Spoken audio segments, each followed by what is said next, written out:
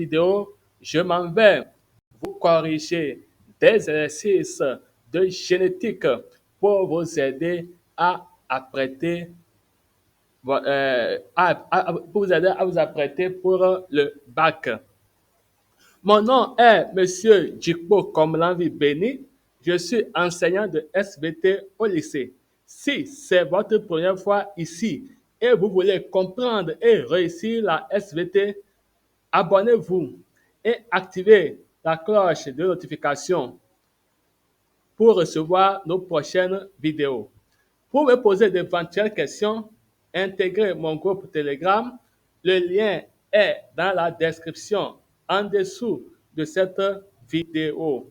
Découvrons maintenant les exercices pour la révision en SVT. Donc, ici, c'est la génétique en poche, la première partie. Donc, nous allons découvrir les divers exercices que j'ai apprêtés pour vous. Exercice 1.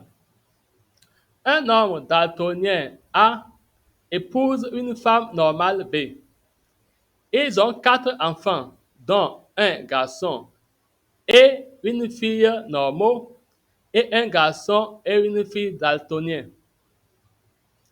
La femme B a eu 3 frères, dont un daltonien et 5 sœurs, toutes normales.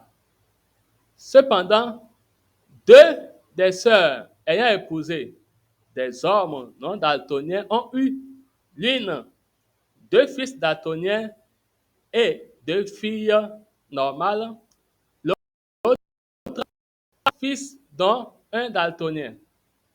1. Reconstituer l'arbre généalogique de cette famille. 2. Sachant que le caractère daltonien, anomalie de la vision des couleurs, est récessif et lié au sexe, est-il porté par le chromosome X ou le chromosome Y? Justifiez la réponse. 3. Quel est le génotype de l'homme A et celui de la femme B? Donnez une interprétation de la naissance de leur enfant. Quels peuvent être les génotypes des parents de la femme B? Grand 2.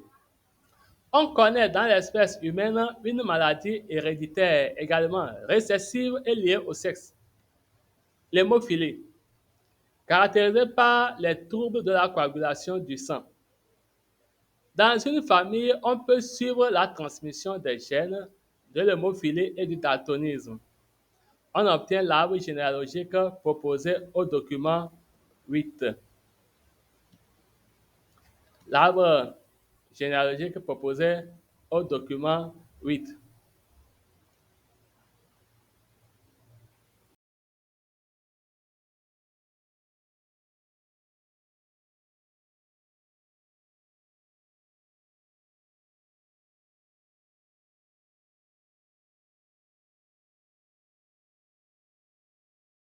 Pour vérifier cette localisation, Morgan pratiquait chez la drosophile des croisements de retour. Qu'est-ce qu'un croisement de retour? Choisis quel serait le mariage correspondant au croisement. Donc, pour le document 8, voilà le document 8 qu'on a ici. Le document 8, c'est ça ici. Grand 3. Une autre famille présente l'arbre généalogique présenté au document 9. Voilà le document 9 ici. Après l'analyse des génotypes des 3 générations présentées, quelle hypothèse est-on amené à formuler pour expliquer l'apparition du garçon numéro 3, à la fois le garçon numéro 3, ouais, c'est ça ici, le garçon numéro 3, c'est là encore ici, le garçon numéro 3, à la fois hémophile et daltonien, du garçon numéro 4, indemne des 2 tares. Justifiez la réponse à l'aide de schéma. Voilà, donc voilà pour l'exercice 1. Et je vous rappelle que pour accéder au corrigé, vous avez le lien du corrigé dans la description en dessous de cette vidéo. Vous qui êtes en train de nous suivre sur votre portable pour accéder à la description, il suffit de cliquer sur le titre de la vidéo en dessous de cette vidéo et vous accédez à la description et vous allez voir le lien du corrigé là-bas. Exercice 2. Diverses observations plus ou moins récentes et la recherche de témoignages et de documents ont permis d'établir la logique du document 5 concernant une famille où sont apparus plusieurs cas d'anodontie. L'anodontie, on rappelle que c'est absence de toute dent ou germe dentaire. Le couple grand 1, grand 1, 2 et la plupart des descendants ont vécu dans une zone urbaine et par le mariage, des liens se sont établis avec des familles très diverses. Ici, nous avons ici notre document 5 ici. Notre document 5, c'est ça ici, c'est ça qu'on voit ici. 1. Par l'analyse de l'arbre généalogique, indiquez si l'anodontie est provoquée par un allèle dominant ou récessif. 2. S'agit-il d'un cas d'hérédité lié au sexe? Les deux hypothèses, liaison ou non-liaison, devront être examinées à la lumière des génotypes. Certains ou seulement des différents sujets. Précisez selon vous quelle est l'hypothèse la plus probable et pourquoi. 3. Que faut-il penser du mariage grand 4, 3 et grand 4, 3 et grand 4, 4? Voilà, que fait partie de ce mariage? Le mariage, ce mariage. Grand 4, 3 et grand 4, 4. Quelle pourrait être la descendance des filles grand 5, 4 et grand 5, 5? Voilà, la descendance des filles grand 4, grand 5, 4 et grand 5, 5. La réponse à la question 2 aurait-elle été différente si cet arbre généalogique avait été observé dans une population restreinte et isolée? Exercice 3. La phénylcétonurie est une affection héréditaire rare. Elle est liée à une perturbation du métabolisme d'un acide aminé, la phénylalanine. Dans l'organisme normal, cet acide aminé se transforme en tyrosine sous l'action de phénylalanine hydroxylase. Chez le malade, cette enzyme manque par suite d'une mutation affectant le gène responsable de sa synthèse. En conséquence, la phénylalanine s'accumule dans le sang. La maladie se manifeste par des troubles psychomoteurs. Document 5. Voilà notre document 5. 1. Indiquer le mode de transmission de la maladie, dominant ou récessif. Justifier la réponse. 2. Le gène responsable de la maladie est-il porté par le chromosome sexuel ou un autre chromosome A? Envisager et discuter chaque éventualité. 3. Sans manifester d'anomalies apparentes d'ordre psychomoteur, les parents 5 et 6 et les enfants 10 et 13, les parents 5 et 6 et les enfants 10 et 13, voilà, possèdent dans le sang une teneur en phénylalanine supérieure à la normale. Cette constatation est-elle en accord avec la solution que vous proposez à la question numéro 1? Comment interprétez-vous ces faits? 4. La descendance des parents 9 et 10 est-elle prévisible? Voilà, la descendance des parents 9 et 10 est-elle prévisible? Voilà leur descendance. Est-elle prévisible? Rendez-vous dans le corrigé. Indiquez le génotype de 5, 6, 9, 10, 13, 14 et 16. Exercice 4. L'anémie falciforme ou drépanocytose est affection caractérisée des hématocytes en forme de faucille renfermant une hémoglobine anormale S, différente de l'hémoglobine normale A. Le pédigré du document 4 est celui d'une famille dont certains membres sont atteints de cette maladie. Le document 4, c'est ça qui est ici. C'est ça, le document 4.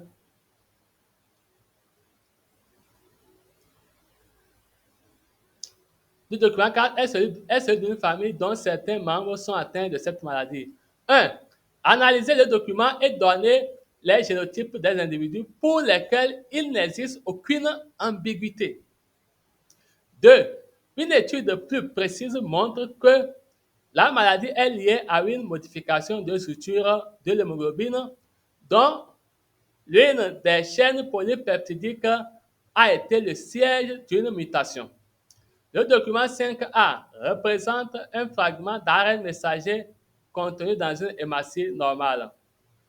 Ce fragment code pour une chaîne polypeptidique d'hémoglobine A. Le document 5B représente un fragment d'ARN messager contenu dans une hématie en faucille. Ce code pour la chaîne polypeptidique correspondant à l'hémoglobine S. Expliquer ces résultats. Donc, nous sommes ici, le document 5A. Donc, ça, c'est le fragment d'ARN messager de l'hémoglobine normale, bien d'une hématie normale. Et 5B, c'est le fragment d'ARN messager d'une hémoglobine S, c'est-à-dire d'une hémoglobine anormale. Donc, pour expliquer ces résultats, voilà, on va les découvrir dans le corrigé, dont le lien est dans la description en dessous de cette vidéo. 3.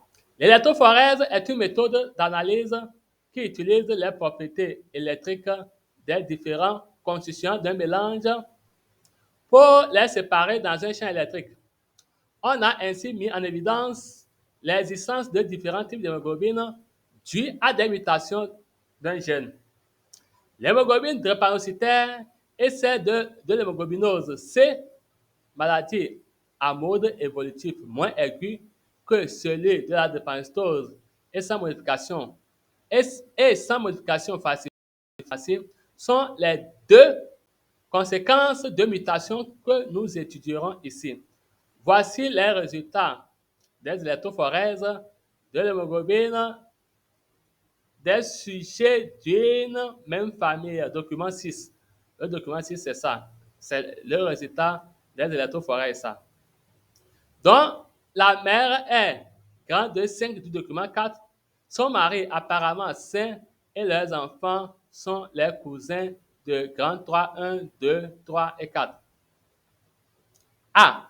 Que peut-on penser de l'expression des allèles concernés au seul vu des électrophorèses? B. Que dire de la dominance de ces allèles? Quelle précision peut-on apporter sur les phénotypes? C. Indiquer les génotypes de chaque individu.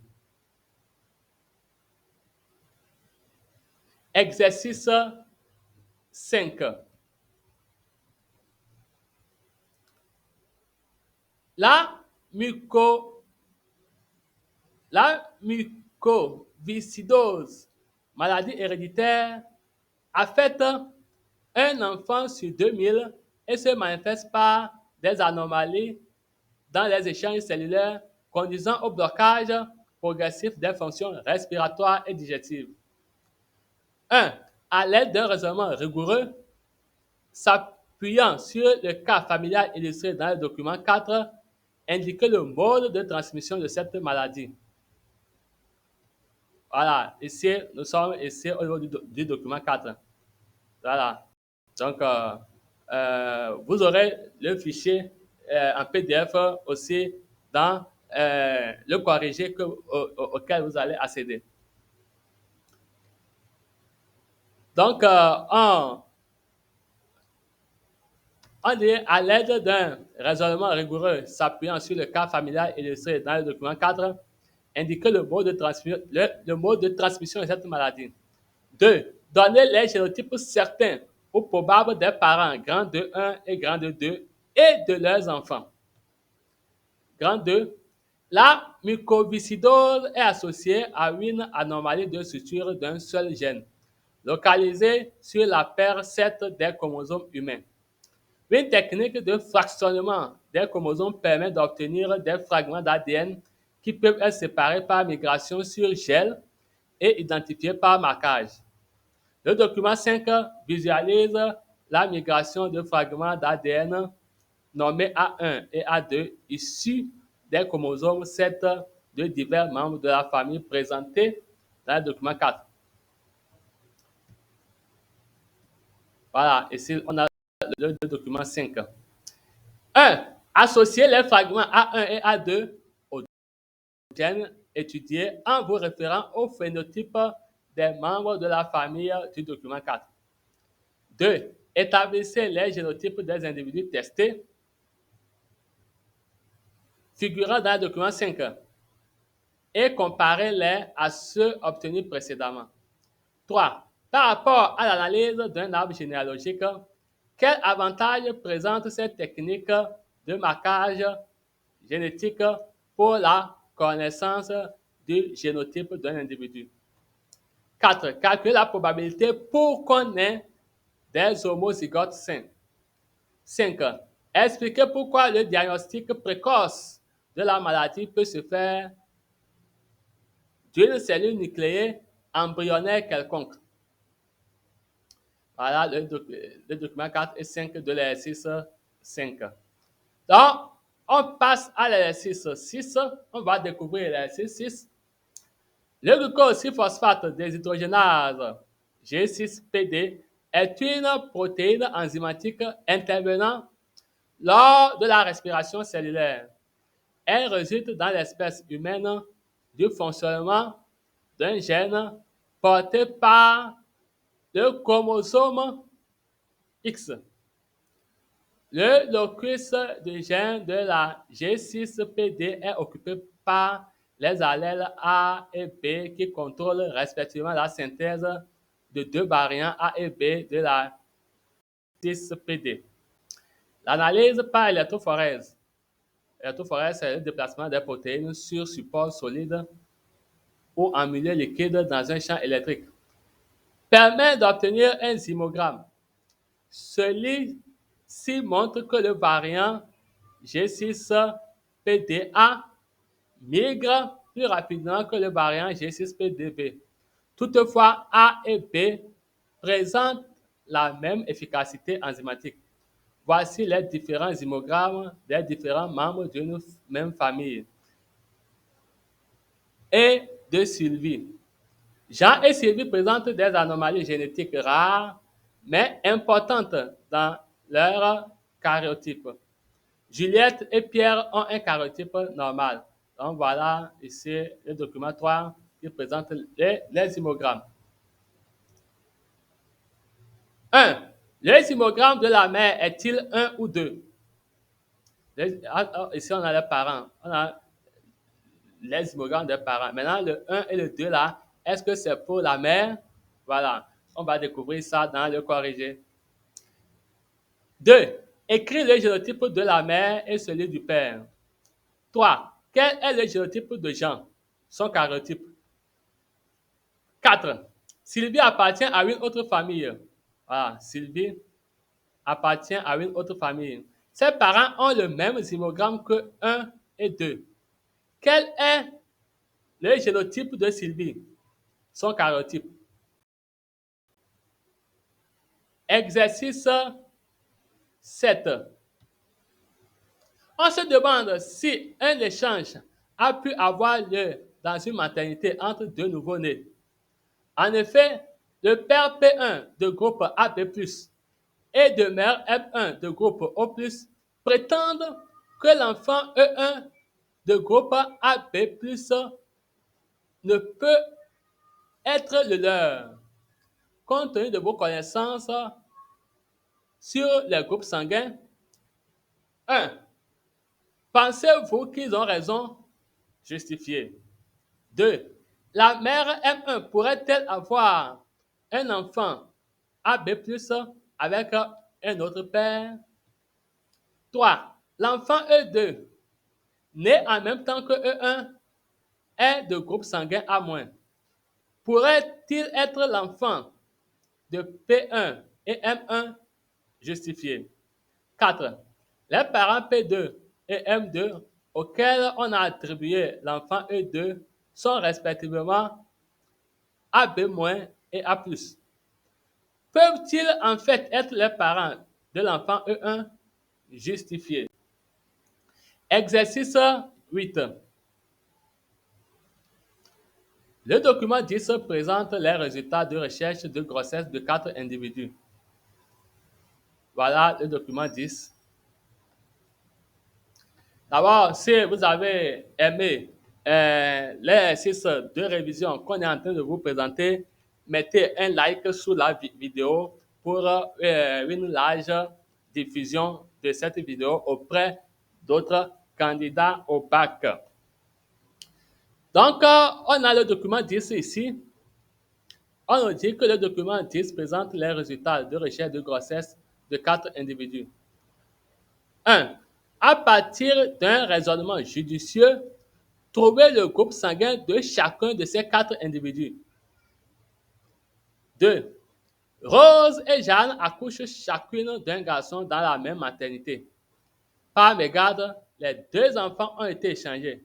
Sachant que Rose et Jeanne ont respectivement comme mari, Kossi et Kouman, homozygotes chacun pour leur groupe sanguin, retrouvez l'enfant de chaque couple. Expliquez votre démarche. Donc, NB1, c'est Rose. 2, c'est Kossi.